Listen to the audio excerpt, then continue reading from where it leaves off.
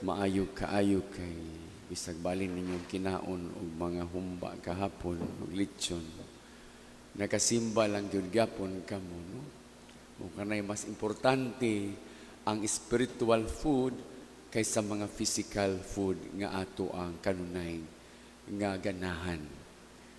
Mga igsuon ko diyan ni Kristo, kung adunay magpropesiya sa inyo karon og moingon nga mao kini ang mahitabo sa inyong lugar, mao kana ang mahitabo sa inyong panimalay, makahadlo kaayo. Unya gilarawan niini nga mao kini ang dangatan unsa may inyong kanunay nga bation. Normal nga reaksyon, no? Ban masuko kay i-deny ang kamatuoran nga mao kini dangatan. Ang uban mahadloksan kay nganuman makahadlok man kung ingnon ka nga magunob ka ng inyong mga balay, mahurot ka mong kamatay, suko magay ka, ngayon ka nga buyag simba ko, pasog ikaw. Nga naman, kay usahay, kung kining butanga, adunay buot ipasabot, di man nato masabtan. Ano man di nato masabtan. Tungod kay puno kaayo sa laing butang, ang mga butang nga atong ginahuptan kanunay sa matag adlaw. Di na to masabtan kung unsay mga buti pasabot niini. Unsa ang kahulugan niini kung kita nagpadayon din sa panaw nga diin puno sa pagkakalibutanon kaayo. Di man makasulod ang Ginoo. Kung kita kalibutanon kay sa kanunay, dili makasulod ang grasya sa Ginoo sa atong kinabuhi. Mga kaigsunan ko ni Kristo in our gospel today, adunay mga butang nga atong tan-awon pag-ayo, no? Kay nangayo man gyud mga sinyalis ang mga tawo, no? Unsa may buti pasabot niini, dili nila matugkad ang gingharian sa Ginoo. Kay ang gingharian sa Ginoo dili man masinati kun dili nato dawaton ang Dios sa atong kinabuhi. Bag-o lang kita kasaulog, no? Sa Kristong hari. Bag-o lang kita gipahinumduman nga unsa ang pagkahari sa Dios. O kung ang hari ang Ginoo, o naghari siya sa atong kinabuhi, giunsa man sad nato pagpakita nga na sa atong isig kaingon, nga na sa atong kagalingon ang pagkahari sa Ginoo. Mga kaigsunan ko ni Kristo, ang mga sinyales, mga events, mga gipang-ingon sa atong ebanghelyo karon, dili kini pasabot literally, no? Nga amulingon din kita nga, mao di ay na, mao di ay nin. Dili. Ang buti pasabot ni ini, that there is more essential to us. Essential nga diin, mas importante kaayo nga huptan nato ang kamatuoran. Unsa man ang kamatuoran, nga ang gingharian sa Ginoo, dili gayud malurang, dili gayud mapapas, dili gayud mo fade kay nganuman. For all eternity, magpabilin ang gingharian sa Dios. Mga kaigsunan ko ni Kristo, bisan unsa pa man ang inyong gihalad nining simbahan, bisan unsa pa man ninyo pag-decorate ang simbahan, mao kana ang mga physicality na aspeto nga ato kanunay gihatagan og pagtagad. Diba? Pagkahuman ni Anit, all of us, ningon dayon patsada kaayo, guwapo kaayo atong simbahan. Mga dayan-dayan sa kinabuhi, nga usahay, ma-attract kita niini. Dayan-dayan sa atong palibot, nga diin, ato gayong masinati, nga kita malipay sad. Pero ang pangutanan niini, dili man diha lamang kita magpabilin. Muna ang giingon sa itong unang parte sa Ebanghelyo, no? Gidayan-dayanan ang tanan, pero bisan usa ka bato ni ini, way magpagbabilin. Matumpag gayud kini, kun kini kabubuton sa Ginoo. Ibutang nato sa itong kaugalingon, no? Sa itong kinahilagman. If we lose God nga na sa itong kinabuhi, matumpag sad kita. Kay kita man gyud ang puloy-anan, templo sa Ginoo ang atong kinabuhi, atong kasing-kasing. Kung kini magunob kini, mas dali lagi kini nga mawagtang kay nganuman. The more kita nga mopalayo sa Ginoo tungod sa kalibutanon nga pamaagi o gibuhat, the more kita dali sad maguba. Mother, brothers and sisters in Christ, there is more essential to us that we should be embracing, and that is to dwell in the kingdom of God.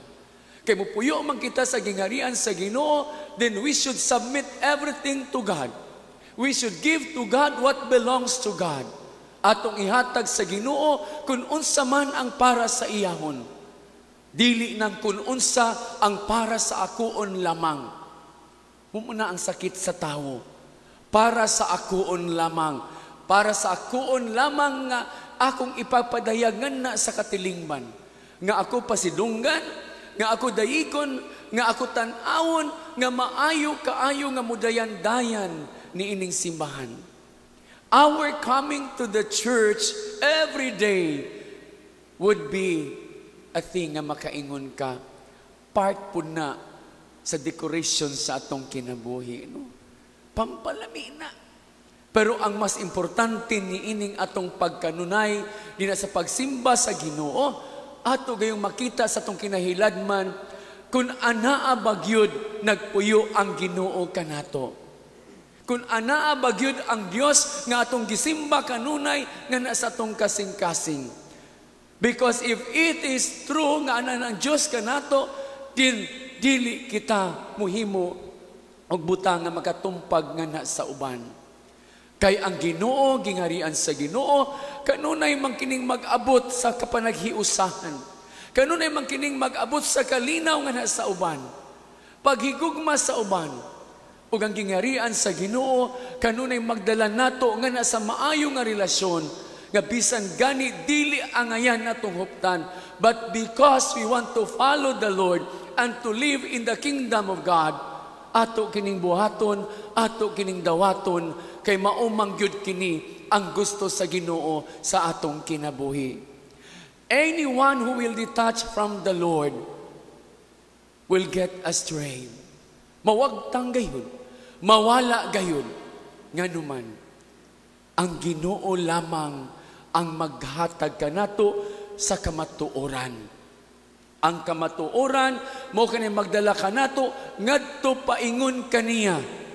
Unya ko ng kamatuoran, sukwahi sa kamatuoran sa Dios tungod sa atong pagkakalibutanon kaayo, tawhanon kaayo, mao kanay panahon nga atong tan-awon hinuklugan nga asa na bagyod kita niining punto sa kinabuhi. Mother, brothers and sisters in Christ, when we put God, setting aside God from our own lives, ang mahitabo ni ini aduna gayoy chaos, no? Klaro kay sa itong ebanghelyo karon, manag-unay og away, no? Mag-away nganuman. Because only in the kingdom of God that we can truly be sufficed dina sa maong kalinaw ug kapanaghiusahan.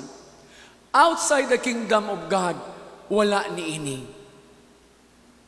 Kung kini wala ka nato, ato gayong huptan nga diin magpanaw kita, atong i-assure tanan nga anaa kita sa Ginoo.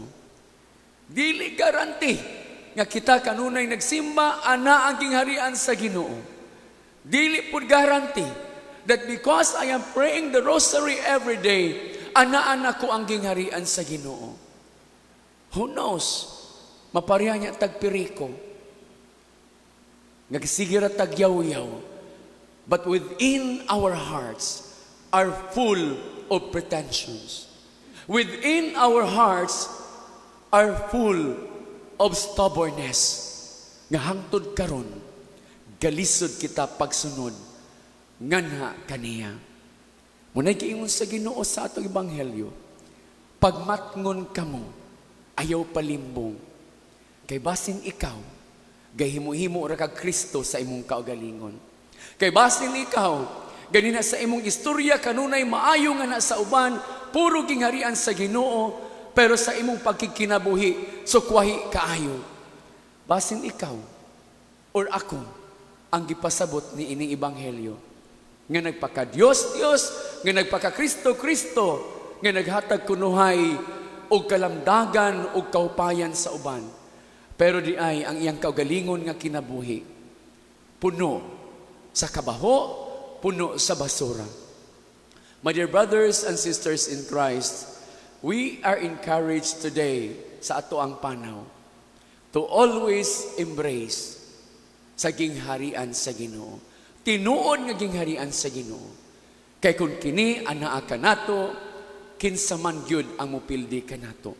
Kay kung ang Dios ug ang gingharian sa Ginoo buhi sa atong pang-adlaw-adlaw nga pagkikinabuhi, kinsa man gyung panulaya ang makagun-ob niini? Wala. Kay nganuman ang Dios maoy labaw sa tanan. Ang Dios maoy katubagan sa tanan. Ang Dios samtang anaa kita kaniya, gihalug kita kaniya, giproteksyonan kita kaniya, ug dili kita niya ibutang ngadto sa kahimto pa sa kalautan. Kay nganuman ang Dios naghatag man kanato og kahupayan, kalipay ug gugma nga dili gayud nato masinati niining kalibutana. Amen. Manindog palihog.